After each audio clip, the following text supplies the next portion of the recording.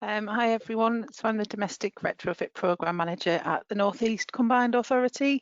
We're newly formed as of May this year, and I sit within the Combined Authority's Low Carbon Growth and Net Zero team.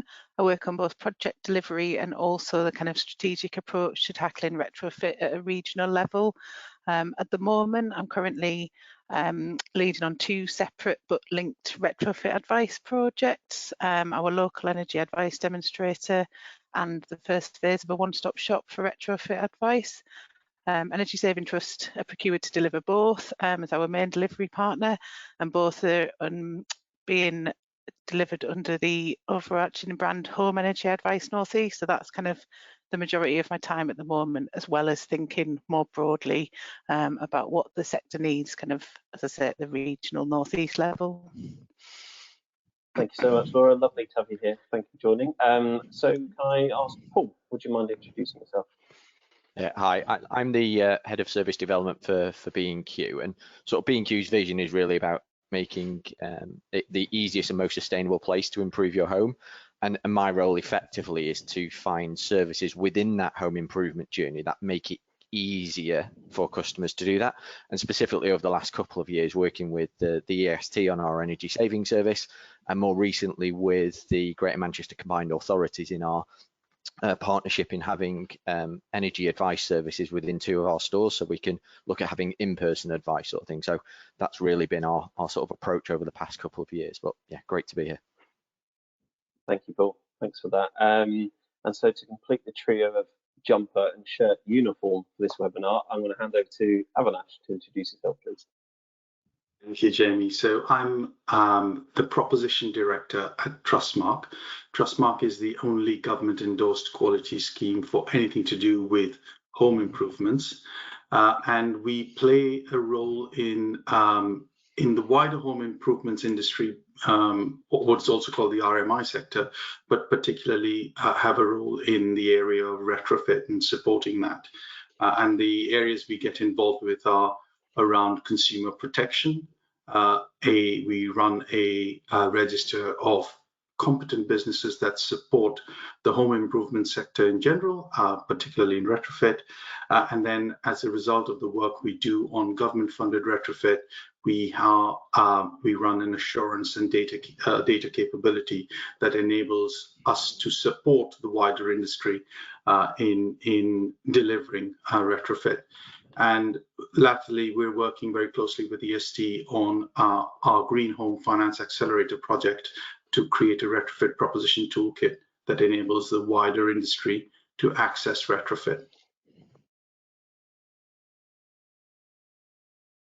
How do we increase awareness in order to change behaviour? And what can we do to elevate the understanding and demystify some of the misconceptions out there? Yeah, thank you. I mean, so as I said, we're delivering our Home Energy Advice North East programme at the moment, and that's using a kind of multi-channel approach to reach consumers and increase awareness. We're looking at kind of digital marketing campaigns. There's a radio advert, there's out-of-home adverts, there's publicity via local authorities and newsletters. So we've taken a real kind of breadth of channel approach and are looking at and kind of constantly assessing what's working there. It's still in delivery at the moment, so there's no kind of formal evaluation yet, but early findings are that a direct mailing has been one of the most effective methods in actually encouraging engagement with the service. This produced a spike in engagements for the month those letters were sent out, but then a big part of that is once a consumer is engaged with the service, how do you actually, as you say, affect behaviour change? We're lucky in that our local energy advice demonstrator project allows for, face-to-face bespoke retrofit advice. So actually, what we're seeing is to get a customer to the point of retrofit installation really does require kind of multiple touch points. For some people, several in-depth home visits, and for other people, less. We're also looking at upskilling community champions with the idea that these champion community figures will kind of increase awareness amongst their community and encourage people to contact the service. So again, there's no sort of full evaluation of the effectiveness of that yet, but I think that will be interesting. So I think the sort of different ways in, I guess, to different community groups is key to consider. I'm sorry, I think I've spoken longer than a minute there. That's all right. It's So all valuable.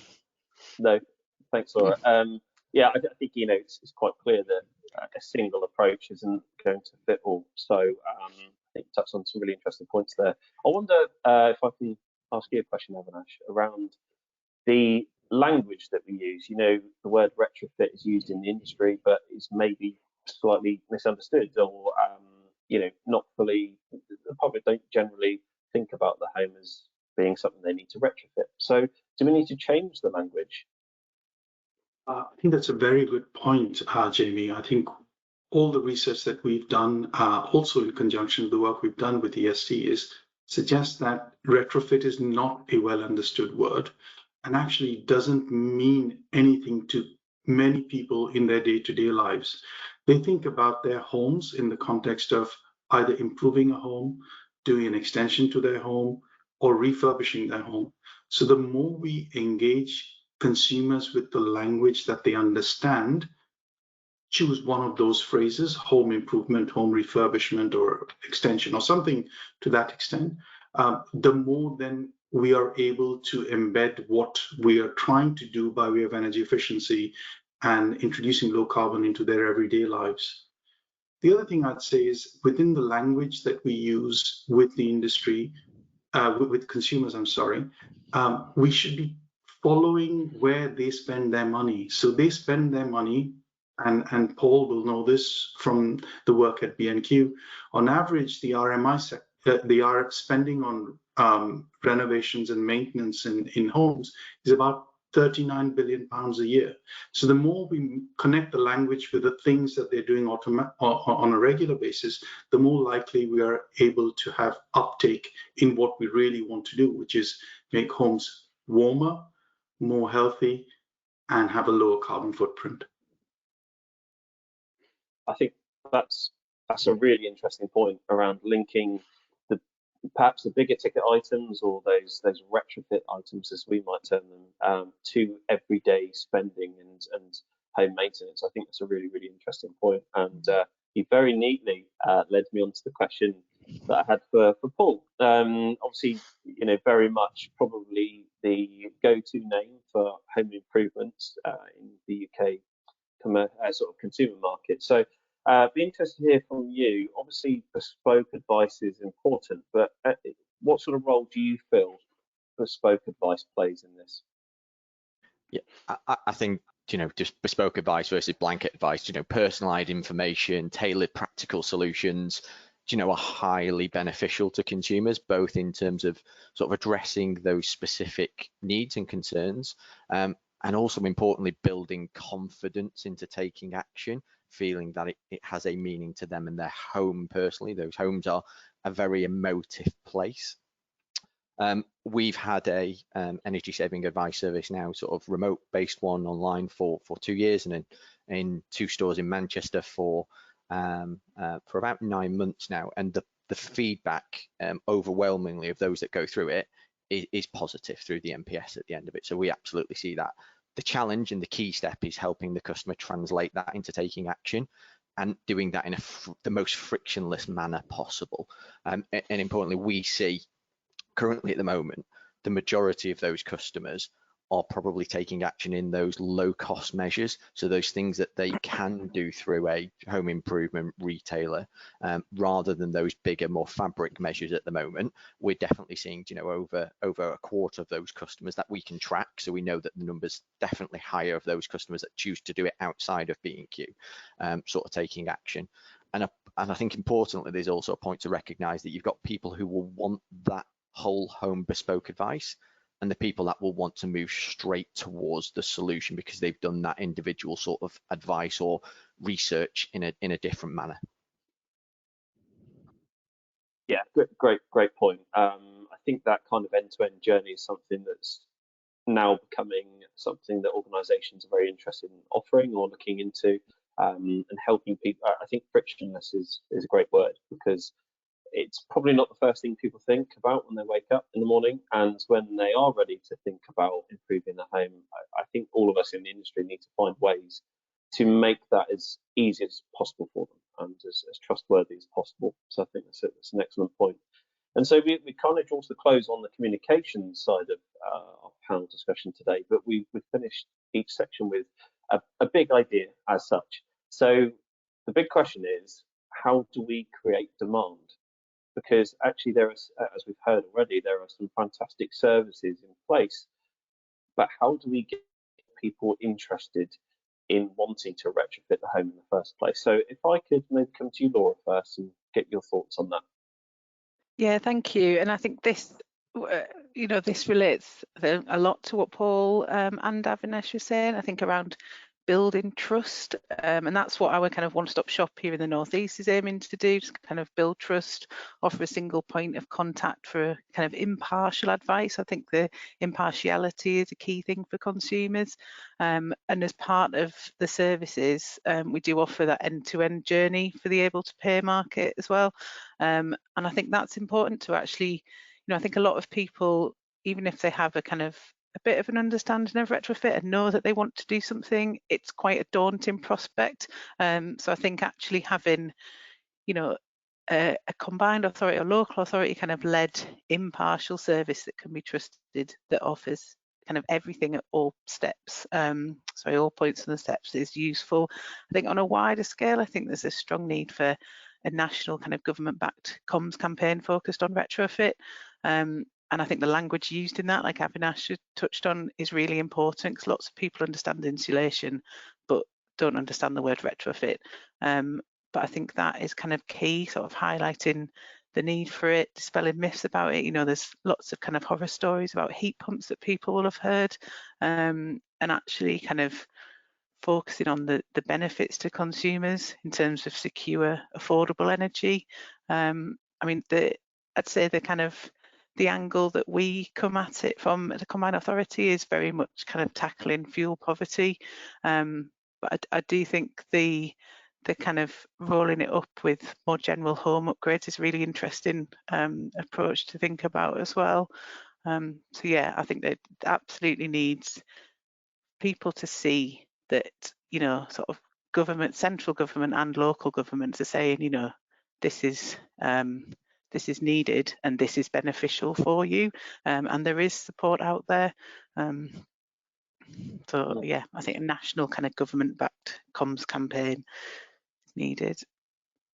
Yeah, very, very good call. And the consistency of advice is really important as well, isn't it, to make sure that people trust the advice they're being given. Yeah.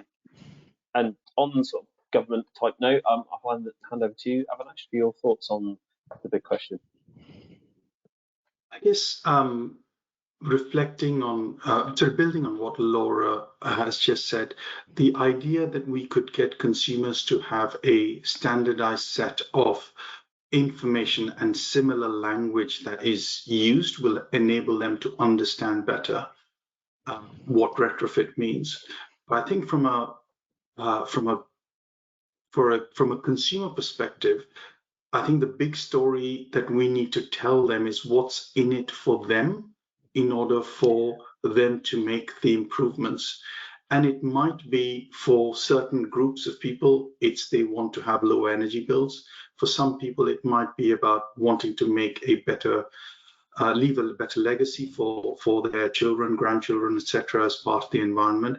It's about finding the common themes through that national campaign to encourage people to make the decisions that's right for them. There will be a group of people who will also look at it from the perspective of what is the value add to my property value as a result of doing this. So I think there are multiple messages that need to be delivered via that framework of a national message around the benefits to the consumers around retrofit. Yeah, it's a great point, isn't it? Because everyone's motivation is different, and it goes back to the point around bespoke advice and reaching people at the right time. I would certainly agree with that.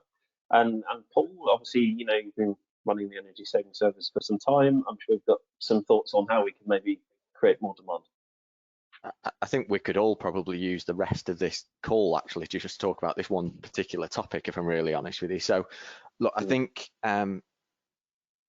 catching onto some language and words that sort of Avinash used around behaviours and customers, I think that's really important. I think that really resonates through a retail sort of commercial environment. So there is an element of going, is dissatisfaction of the current situation high enough with consumers? Because that dissatisfaction in the current situation has to be enough to mandate change within that behaviour, or is the appeal of making that change high enough in terms of it? And I think it's important to recognise within that able to pay, willing to pay market, however you sort of classify it, is you're competing against other spend.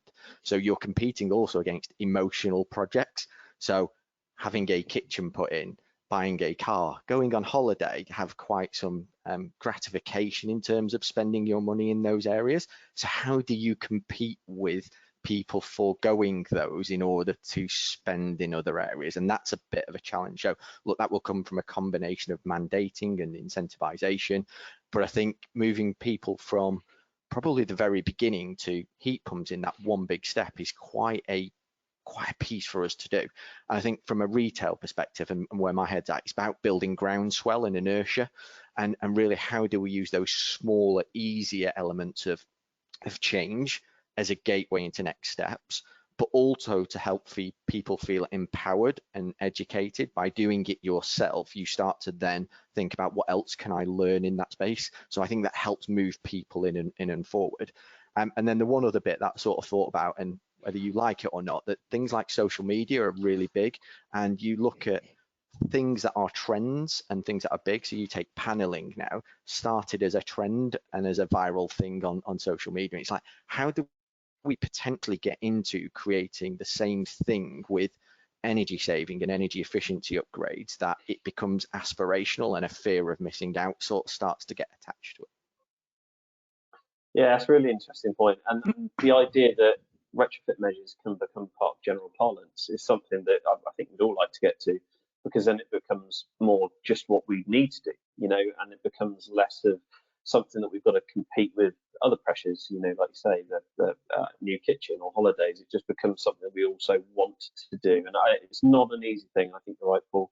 Probably have a whole webinar session just on this topic alone. How can we support the able to pay sector more so? Because most of the funding mechanisms out there have been very much focused on sort of low income households, and understandably so. But what more can we do to support those that maybe have the means? They just need to know where to go to spend them.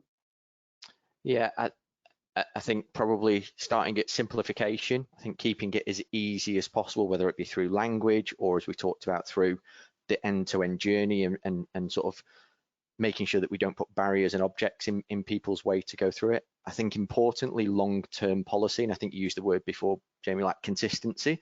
So whether that be in messaging and the level of importance, but also giving businesses and various sort of other bodies the confidence to invest in the capability, the services, knowing that they will add value over the long term.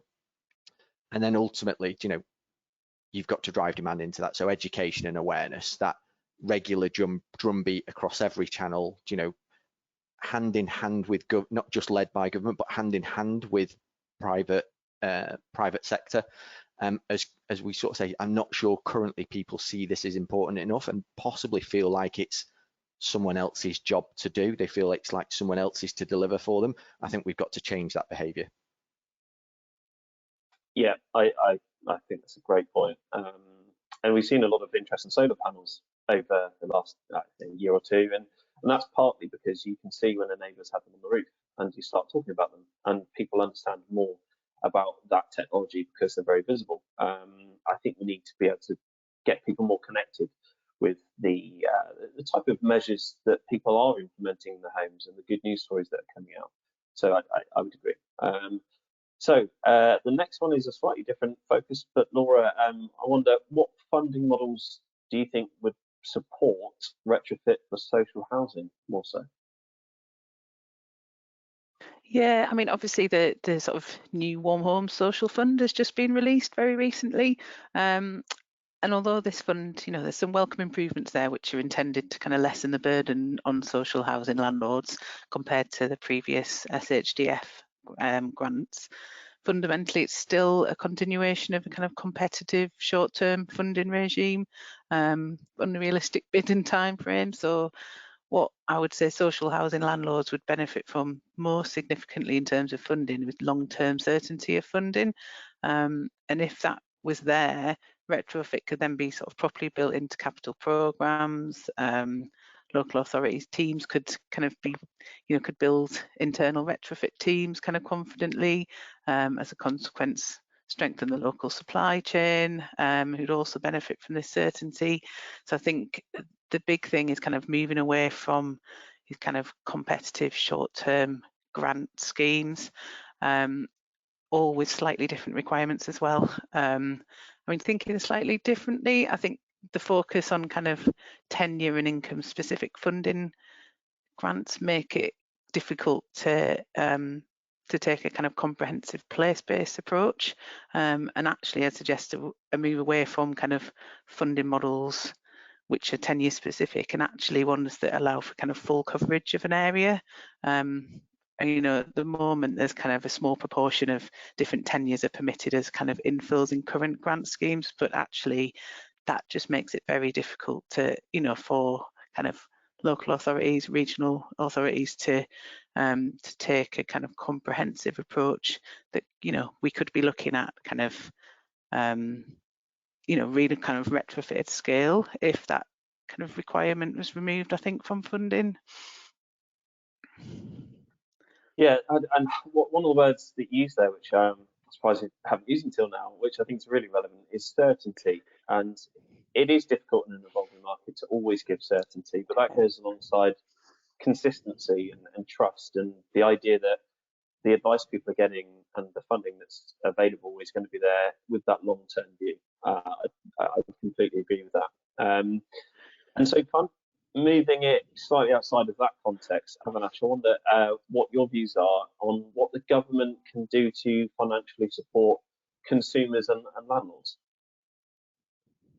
So I guess there are, if I look at it as buckets, there are 3 buckets broadly. There's social landlords, which Laura represents, I guess, in one sense. Then there's private landlords, and then consumers who use these two types of landlords. And I think the incentives, particularly in the private landlord scales, is different to the incentives that are appropriate, or why social landlords do what they do by way of providing housing. So, if I just take the private landlord space, which we are expecting that there will be government regulation to help increase energy efficiency levels and improvements to homes as part of the minimum efficiency standards. I think what we need to be able to look at what is driving those landlords to be in that market, and they're looking at it as financial return. So how does the government then help support that aspect via way of taxation? Now, I'm not advocating that we should change any tax code at this point in time, but the principle of it is looking at what is driving what drives social landlords and private landlords to make improvements to their homes. Social landlords are doing that under government-funded schemes. Currently, private landlords don't have that access, but they would potentially be able to, with support via the tax code changes, which allow them to recover the investment that they make. That may be one angle that government could help them with. In addition to that, there's a whole bunch of incentives that could be provided directly to the private landlords for them to be able to enable their tenants to benefit from warmer homes, but equally for them to generate the financial return that they want to make, that they need to make, from the investment that they make, because it is an investment category. And the more we think about it like that, the better it is in terms of enabling more properties to be brought into the market for tenants to be able to access. From a consumer point of view, as tenants who live in properties owned by landlords, I guess it comes back down to, for them, is what we need to find mechanisms that enable them to access the benefits that the landlords are making in their properties. I think that's a little bit more tricky to work out how they could access it. I think the point of incentivization has got to be at the landlord level, whether it's social landlords or private landlords. Yeah, I think that's a good point, and actually it strikes me is that motivation is really key here, and this is the finance section of our webinar, and it's very obvious that finance is a big motivator for people, but it's how do we stack benefits for the different type of homeowner, householder.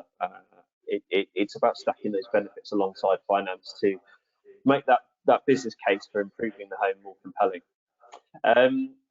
So one big idea on this section is how do we address the financial challenges that consumers face regarding home energy upgrades? Because there is no getting around it. To do a deep retrofit, it's going to cost a lot of money. So how do we address those challenges? So I'll start with you, Laura, if that's okay. Yeah, I mean, I think the starting point is almost not the financial challenges themselves, but just in terms of kind of grant support anyway, but actually the sort of complexity of the various grant schemes available, and the difficulties for consumers in accessing these. So even consumers that are eligible, don't understand what's available, and providers and kind of social housing providers don't necessarily understand the various different, slightly different but similar requirements of different grant schemes. So I'd argue for a kind of simplified, streamlined funding regime, which consumers and providers can understand better. In terms of financial barriers, I mean, our advisors that are currently kind of delivering advice on the ground report that there are, a section of people who don't qualify for targeted schemes, but have don't also have the resources to fund retrofit themselves. They're kind of just on the cusp of qualifying, so fall through that gap. I mean, this isn't really how we tackle it. It's just listed the problems, I think, so I'm not sure how we do tackle this.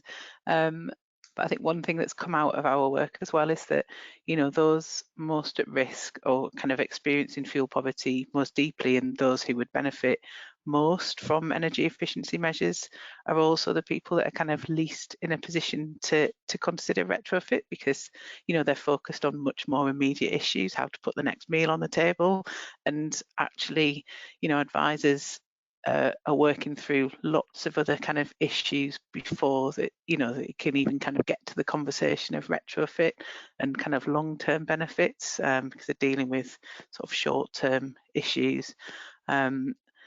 So I mean, there's kind of, I think Avinash sort of touched on some of potential mechanisms. Low interest loans are being offered by some combined authorities, but I think without the kind of real sort of understanding and awareness, like I say, of the benefits and of the benefits to that kind of particular group of people, people would be very unlikely to sort of take the step and take on a loan. So I think, again, as we said, it comes down a lot to the sort of comms and messaging and people really understanding what retrofit can give them in terms of benefits, and it not just being seen as a cost.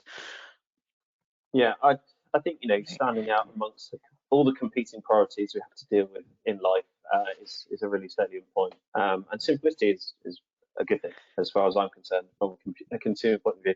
Avinash, can I ask you to come in on that one? So I guess again, coming back to how do you drive long-term policy change? How do you drive long-term behavioral change through implementing policy? And I think organizations like the government, financial services organizations have a role to play in being able to do that by aligning the approach that they're taking to the consumer behavior that takes place on a day-to-day basis. So people make improvements to their houses.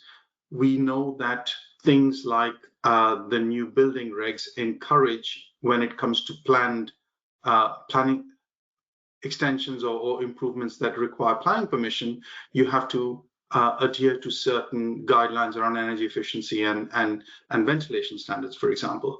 So they are making changes through that process, enabling consumers to make changes, but they're doing that via a change in regulation. So that is something that helps drive behavioral change. From a financial perspective, I think governments can play a role in how they target taxation to enable the change to take place.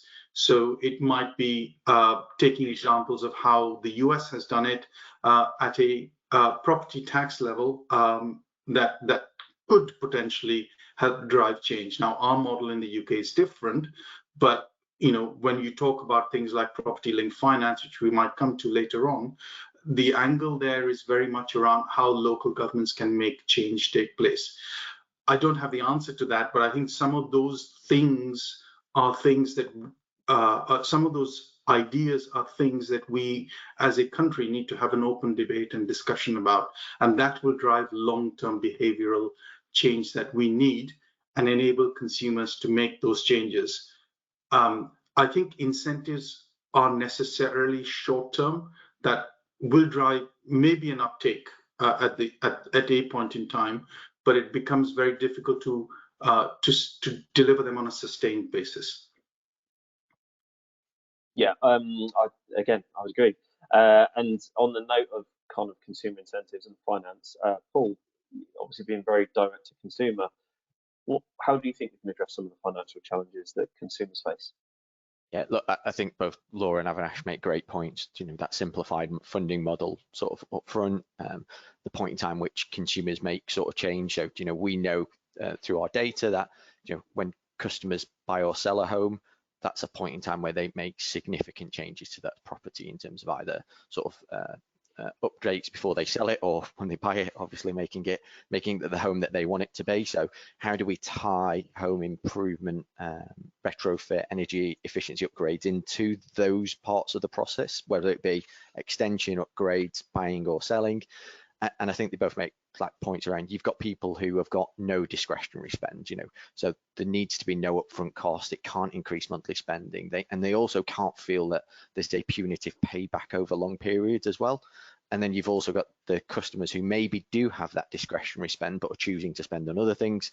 And how do we make sure that we feel that there is a discernible benefit? And I think, to your point, Avinash, you have a one-off, I get a incentive for going and doing it. I think for me, how do we weave this into more and more things so that it feels that the energy efficiency of my property is connected to more and more things on a weekly, monthly and daily basis? So whether that be my mortgage when I go and get a renewal, that it's not loan to value, it's EPC rating that drives the percentage rate.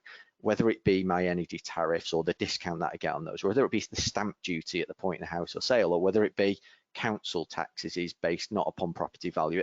There are a whole bunch of things, but I think the more that what I'm saying is, the more that we can weave that into everyday life, it becomes a consistent approach rather than a one-off period, then I think that's important. How can we encourage young people to go into the sector? Yeah, I mean, I think there needs to be kind of robust, clear careers advice here that sets out that retrofit is a viable long-term sector to join. Alongside sort of more traditional construction options, rather than at the moment, my understanding is that there's there might be a retrofit module in a kind of wider, kind of more general construction course, but actually kind of promoting retrofit as a sector itself through careers advice. We know that there are millions of homes across the country that require retrofit, and that there is a huge amount of work there for young people, but this message needs to reach them as part of that careers advice in schools and colleges. And I think there's a nice kind of angle and a nice sort of way in with young people. You know, we know as well that young people have been particularly concerned about climate change, and that's a kind of useful hook to spark their interest in this sector. I was reading, it was sort of late last year, I think it was the MCS Foundation report about getting young people into the sector, and this found that, you know, despite high levels of concern about climate change, tackling it was something that they felt was almost, you know, something you kind of do in your personal life in your spare time rather than actually seriously considering green jobs. So I think that's, you know, something that needs to change, and I think that will only happen once it is kind of formalised through that kind of structured careers advice, and also kind of focusing on better sort of promotion of apprenticeships as well as a route for people kind of leaving school, and it, you know, again, that requires kind of key, you know, sort of national messaging there for people to kind of see this as a viable sector. Again, it relates back to the kind of certainty and consistency, because, you know, you need to be able to say that this, you know, retrofit is going to be around and that there are these jobs there over the coming kind of decades. But the kind of stop-start funding doesn't really help that message. So it again all kind of relates back to that certainty as well. That's exactly what I was just going to say. Yeah, no, I think that's the key point there, isn't it? And I guess you kind of think about people already in the trade, and this, I guess, equally could be for Paul or Avinash or both. How can we encourage or incentivize trade people to upskill to things like, you know, air source heat pump installation, for example? What more can be done? I don't know who wants to take that first. Go on, Avinash, I'll defer to you and I'll jump in afterwards. Thank you. So I am looking at this in the context that depending on the research report you read, there's somewhere between 250 and 350,000 jobs that are in this. There's a demand for this level of jobs in the green skills area. And I look at that in the context of apprenticeships that you've just spoken about, but also the fact that there's actually a reasonably large workforce that already exists that is not participating actively in this space.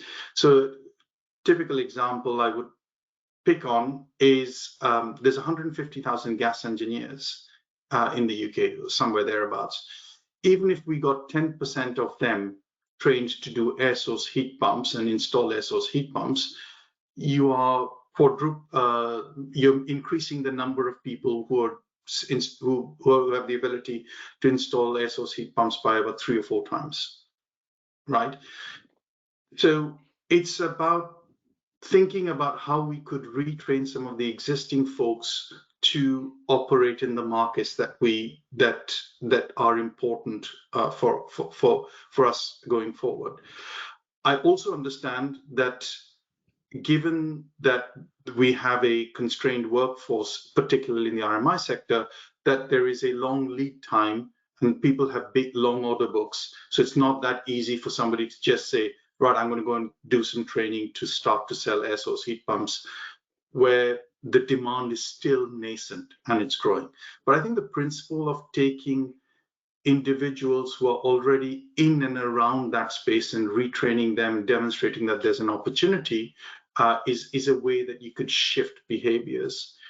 And I think also, and I'm perhaps speaking on behalf of Paul here, but correct me if I'm wrong, well, actually the number of people who walk through the doors of a B&Q or Trade Point, which is part of B&Q, you know, whether they are consumers or they are, or whether they are subbies or installers, it's to talk to those folks in the language that they understand, because they're actually a real big influencer on consumer decision making. So I talk to my builder and he recommends choices for me. It's my decision, but actually if he's got the language that he understands and he can articulate that in a language that I understand, wouldn't we make a much better have a rounded conversation around the improvements that we need to make in our home? And by the way, if you did this, your energy efficiency will improve, or your carbon footprint would reduce. Depends on it requires those folks to be equally trained and speaking the same language as consumers. Sorry, I'm going on a little bit longer than the question you asked, but they're all kind of linked in this space. And I think there is also an opportunity for the demographic, the senior demographic that we have in the construction industry, who have the ability to come, who we should make, and we should make it easy for them to come back and teach the apprentices or the people who are entering the workforce. I think there's currently a gap between the real great skills that we have, which is populated amongst a group of people who are 50 and above, who are currently perhaps need to be encouraged to train the folks who are coming into the sector. Whether you call it apprenticeships or call it going back to teaching in college or school, that's open for debate, but there's a transfer of skills and knowledge that needs to take place as well. Sorry, that's a really broad answer to your question, but there's some practical stuff around talking to the tradespeople who are doing this work, giving them the tools to educate customers, but also giving them the tools to enter this new opportunity that presents itself. It's all valuable insight, Avinash, so thank you. Is there anything you'd like to add to that, Paul? I think Avinash covered it fantastically well there in terms of it. I think like it is understanding that as generally as people, we're creatures of habit, and we often take the route of least resistance. And as you've sort of said there, tradespeople have an order book of 6 months. So why, what's the incentive or the benefit for me to go and look elsewhere? Especially as you say, if that aging population of that workforce says, actually, I'm really comfortable fitting gas boilers currently at the moment. I'm only going to be working for the next 10 years. Like I've got a path to fitting gas boilers for the next 10 years without diminishing my income stream in any way, shape or form. So what is the motivation for me to do that? And then how do you change that? So if you make it more financially beneficial to fit a heat pump, the challenge of keeping the green measures cheaper than fitting a gas boiler there. So there's a sort of a paradox in sort of trying working those two through. And they need to see or feel that demand. So they need to feel that actually it's growing, it's coming, and actually probably more that there's a concern that their existing business is going to diminish. So, there is an element of like mandation of where we've moved the, we won't fit new boilers in homes, probably doesn't encourage people to go and learn those new skills, especially in that heat pumps area. So then you start to think, is there a relevant in this space to start going, yes, we've got to incentivize, yes, we've got to make it financially beneficial, but is there an element of mandation that's probably we need to bring back in here? And do you say, actually, yeah, really radical, that you can renew your gas safe license next year, but you can only have a boiler topic within that card if you've also had heat pumps as part of your, a training module on heat pumps as well, and it becomes a stipulation for renewing your gas safe license for the following year. If you could have one ask of government to support your organisation, what would that be? So I'll go to Laura first, if that's okay. Thank you. Yeah, I mean, I think I have sort of touched on this throughout, but really it would be a kind of simplification of retrofit funding, non-competitive regional funding delivered at the regional level, so that kind of move away from a kind of competitive approach rather to actual kind of collaboration rather than competition regionally. And also alongside that kind of certainty of funding, a kind of wider certainty, as we've said, about, general kind of policy regulation. I think they're really interesting points that Paul just made around kind of mandating things and actually, using government levers to drive this, rather than it at the moment it all feels fairly passive from central government, apart from, there's the odd kind of grant fund. So yeah, real kind of policy certainty, consistency, regulation, financial incentives, and within that kind of certainty of funding for regions. Yeah, really clear message.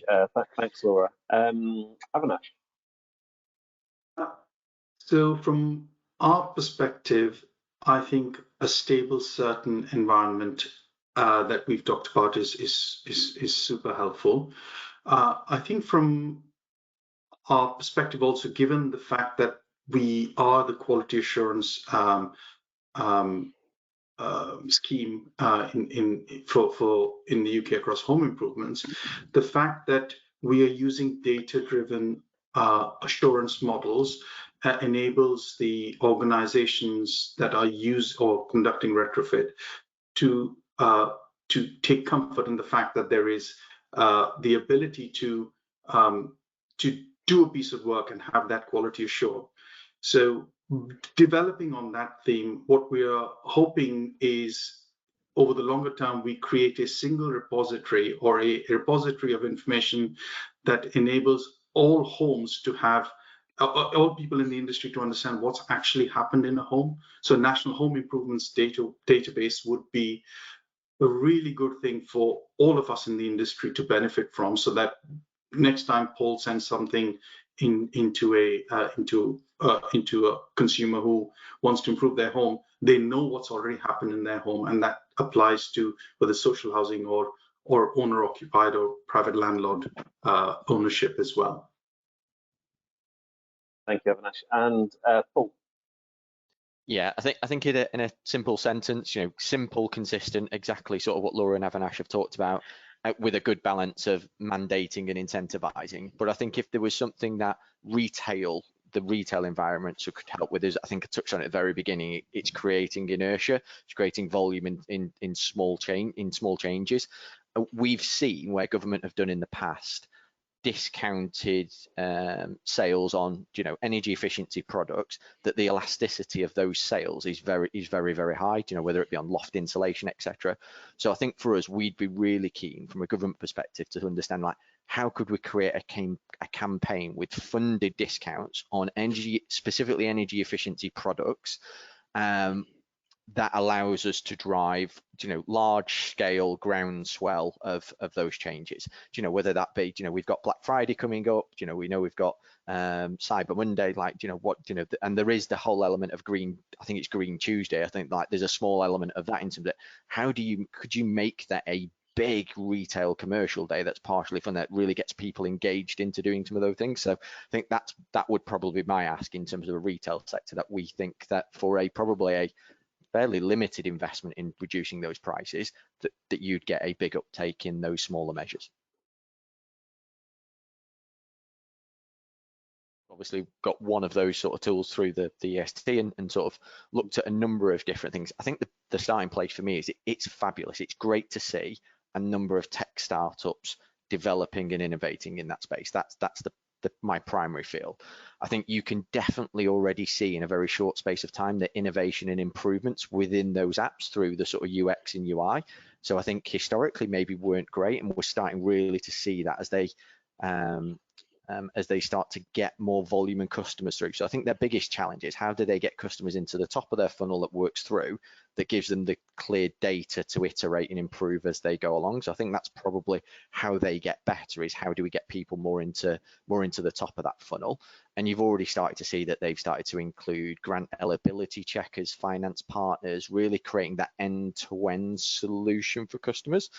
I think some of the things that they could consider is that there's probably lots of them, and very few of them or any of them have got any brand equity. So we talked about trust, confidence, what gets you to those people, especially at that point of paying. So I think that's some challenges that they might have in terms of growing scale.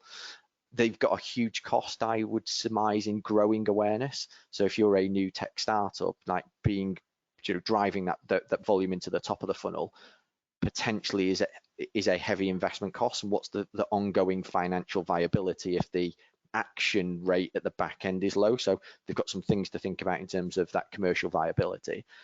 So I think and I think then it lands into, like, businesses like ours, potentially you don't want to drive other people onto other platforms. So we won't want to move people off DIY.com onto a separate website, for example. You want to keep them within your domain. So I think there's huge opportunity for white labeling and integrated partnerships, where it allows multiple sectors, whether it be finance, energy utility, combined authorities, to have these tools, but keeping people in their environment at the same time. Just to add to that, I look at all these digital tools that are out in their market. They're a bit like your Fitbits or your Noom or something like that in a different sort of in a health environment, where you're building a plan, and the digital tools offer a great opportunity to give education, to provide basic advice to clients, given some educational tools, and then to create a plan. The plan enables you to then take action, which then means you need to bring some competent people into your home to have a look at what you need to do to improve your home. So I think that whole journey of using that digital capability to enable people to think about what they need to do to create a plan and then nudge them into taking action is a really powerful mechanism that organizations that are represented here have the ability to support and make available to their clients. The proof of the pudding lies in action being taken, and that's the real next step. Absolutely. Laura, what about your view as part of your programs? I mean, I think Paul and Avinash have covered it really well, but all I would really add there is the kind of need to think about those that are digitally excluded and how to kind of not leave people behind. You know, as I think inevitably these kind of digital tools will become a bigger part of the story, but it's just thinking that, you know, there will always be a kind of section of people kind of that won't access them in the same way. Just that really, just the kind of consideration. I would say that it plays a very important role because of two reasons. One is through the lives of a Trustmark accreditation or a Trustmark registration, you're pretty sure that you're going to get a competent person to come and do the work. I think the barriers that consumers face when it comes to trust is a combination of lack of knowledge and then a potentially poor experience of having work done by somebody who's not necessarily competent. So I think the opportunity for us in the industry to drive up quality by ensuring that competent people are involved in doing the work is to the benefit of everybody, the retailers, the consumers, the social housing landlords, etc. Because it sets the standard, and you can then have consumer protection layered on top of that, which is what an organization like Trustmark offers. Thank you. We've got probably 30 seconds. So Paul, Laura, do you have any further thoughts on that? Look, I completely agree. I think having a relevant accreditation scheme is important. I think to the point, like consumers need to know, feel, and understand what it is, and have some level of confidence in terms of, I guess, also making sure that when things go wrong, that there is a quick, easy course of remediation. So I think most consumers are also, you know, understand that sometimes things do happen. It's what you do to put it right, how quickly that can be done as well at the same time. And a lot of the things that you see that pop out on the news and stuff are things that have sort of run on for long periods of time with people not taking responsibility for actions. I think for me, yeah, absolutely vitally important for these things, but also for them to have a little bit of teeth in terms of making sure that the people who aren't delivering to standards are appropriately sort of taken off the register or sanctioned in some particular way.